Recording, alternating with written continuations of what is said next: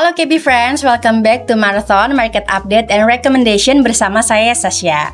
Nah KB Friends, kita udah melalui 2026 setengahnya nih ya.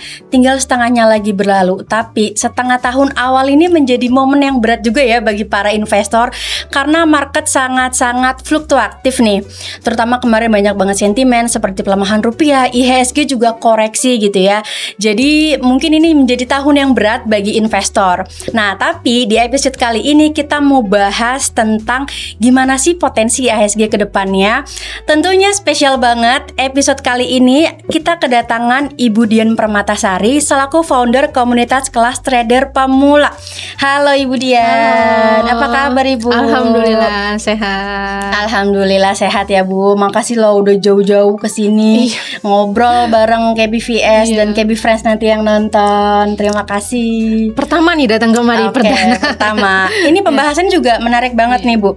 Seperti yang tadi opening saya udah bilang ya bahwa ini tuh tahun-tahun yang beratnya buat para investor gitu ya. IHSG juga sampai Juni itu udah turun 41%. Udah gitu dana Asia yang keluar juga udah mencapai 54 triliun sekian gini ya. Menurut Ibu gimana sih pandangannya Bu?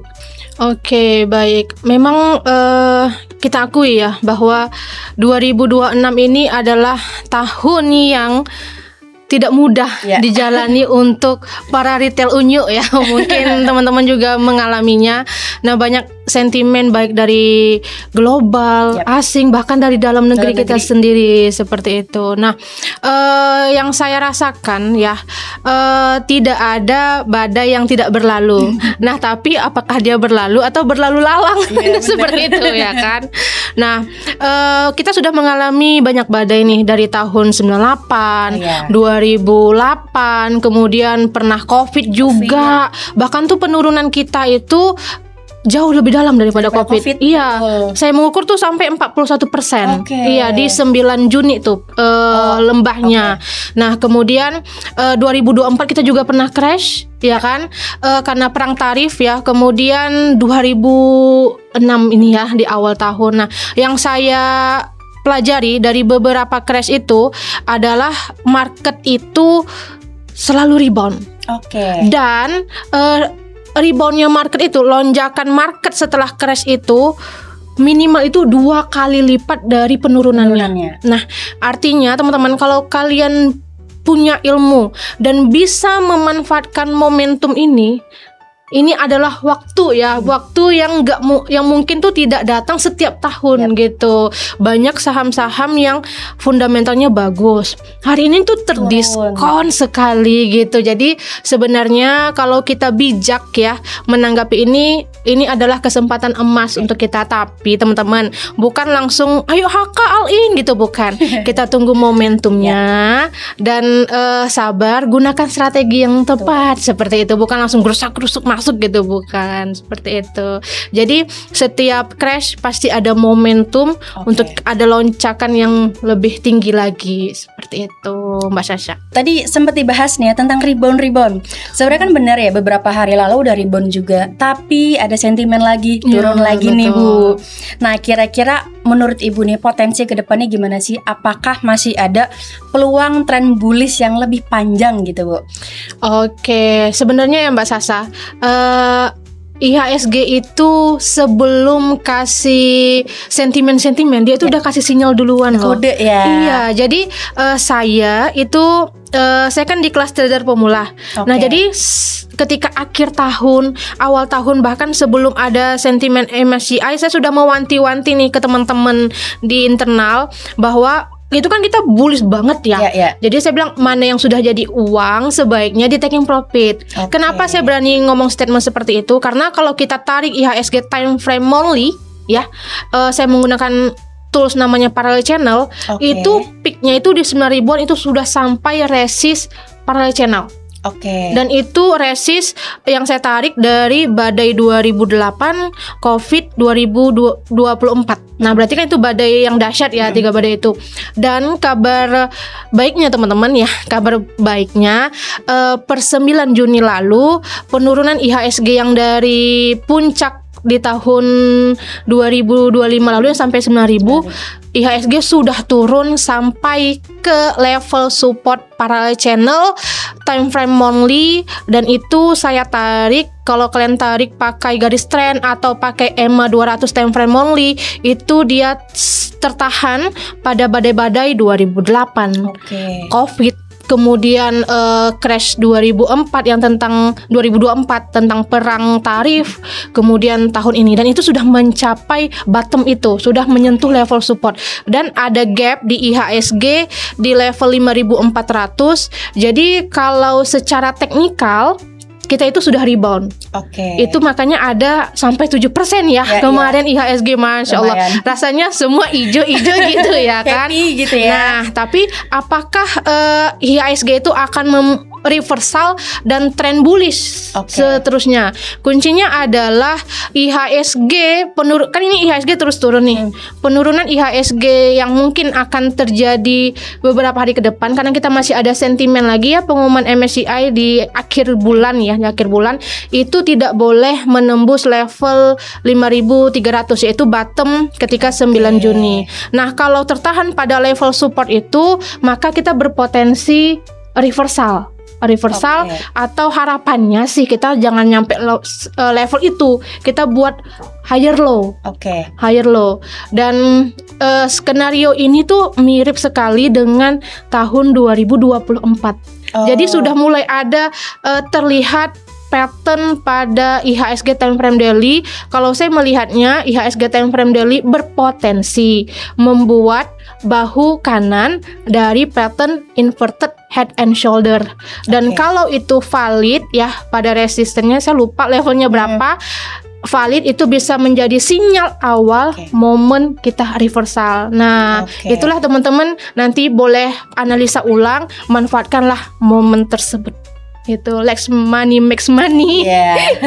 Wow, detail banget Bu pembahasannya. Sampai tadi teknikalnya juga dibahas, indikatornya dibahas. Jangan lupa dicatat ya KB Friends. Tapi jangan lupa juga tadi dianalisis lebih dalam lagi, pantau lagi sentimen market dan lainnya juga ya Bu ya. Nah, kalau ngomongin harapan untuk rebound lagi, naik lagi gitu kan, kalau menurut pandangan Ibu sendiri, menurut Ibu nih, potensinya ke depannya, sektor apa sih yang berpeluang atau menarik nih di tengah harapan rebound nanti? Ini saya kasih dua versi ya. Boleh. Karena kan pelaku pasar modal nih ada yang agresif nih, ada yang dia udah mau santai-santai aja. Nah, yang pertama versi santai-santai nih teman-teman ya. Saya melihat bahwa ada intervensi pemerintah nih dalam tanda kutip positif gitu ke sektor perbankan. Jadi kita tahu ketika crash kemarin nih, BBCA aja bahkan sampai 5.000 ya.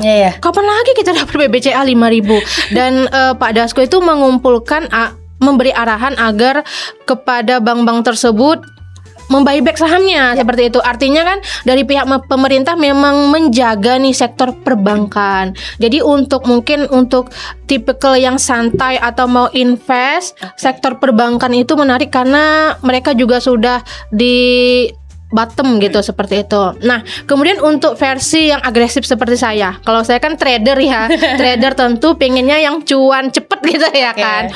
Nah, jadi yang saya lihat IHSG itu sempat rebound 7%, yang mengawalinya gitu, menjadi motor penggerak utamanya itu tidak kalah menarik konglomerasi gitu ya kan. Ada saham Pak PP ya yang hijau semua, bahkan saham Happy House Soro ada ratu raja yang arah langsung seperti itu. Jadi teman-teman, yang saya lihat adalah sektor-sektor konglomerat ini juga menarik untuk dipantau ketika memang IHSG itu ada beri sinyal momentum rebound. Seperti itu. KB Friends, jadi buat investor yang nyantai-nyantai seperti saya nih, bisa catat atau pantau perbankan. Tapi kalau yang agresif seperti Budian, bisa pantau sektor atau saham konglo nih ya, dicatat, dianalisis, dan beli sahamnya di ARA. Bu, kalau kita tadi kan udah bahas nih, sektor apa sih yang menarik ya, potensi gitu ya. Strateginya gimana nih Bu? Kalau misalnya di second half ya, kita bicara outlook second half, menurut Ibu strategi apa sih yang paling tepat gitu ya di tengah market juga yang ya masih volatile juga gitu ya Bu ya, gimana Bu? Nah, ini menarik nih pertanyaannya ya kan, karena langsung menusuk ke inti bumi otak saya. Pembahasan inti kita sekarang adalah itu yang ditanya-tanya orang. Oke, jadi nih IHSG kan sedang terkoreksi lagi nih ya kan Mbak Sasha kan. Nah, jadi teman-teman boleh pantau saham-saham yang tergantung nih, kalian kalau agak santai boleh pilih yang fundamentalnya bagus ya kan, dan perusahaannya masih bagus seperti itu. Kalau yang agak gesit kayak saya, mungkin saya memilih yang kayak konglomerat, kemudian yang ada komoditi seperti itu. Nah, pertama kalian pilih saham yang dia tertahan pada level support kuat dengan volume kecil. Itu menandakan tekanan jualnya melemah. Ibaratnya sellernya ini ada tapi kekuatannya melemah. Nah, itu di time frame daily. Nah, kalau saya bukan tipikal yang suka menunggu lama. Nah, bagaimana cara saya mensiasati agar saya masuk dan uangnya langsung bekerja kan, seperti itu kan kalau trader itu kan. Nah, caranya teman-teman, kalau saya itu lumayan hafal tentang pola candle. Nah, jadi setiap pola candle ini teman-teman kalian boleh pelajari, boleh nanti dibuktikan. Setiap 3 pola candle, yang 1, 2, 3 yang dia ekornya membentuk huruf V. Nah, itu kalau kita bedah pada time frame kecil di sini bisa dari 15, 31 jam, biasanya akan membentuk ke reversal chart pattern.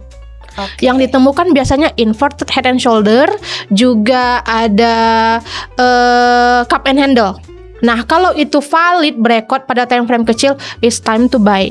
Itulah momen kita beli. Itulah cara paling efektif yang saya rasakan. Kita dapat di harga nggak jauh dari support, tapi kita nggak terlalu lama ngetem di support gitu. Dia langsung, uangnya langsung bekerja. Nah, selanjutnya mungkin kalian nanti boleh pantau, balik ke time frame daily dan lihat trennya. Seperti itu yang saya alami dan saya terapkan ketika beberapa kali crash. Dan itu lumayan menghasilkan uang ternyata Mas Sasha. Alhamdulillah ya. Jadi tadi KB Friends pembahasannya benar-benar detail banget, ditonton, diulangin lagi bila perlu ya Bu, dicatat, dipelajari, nanti dipraktekin nih.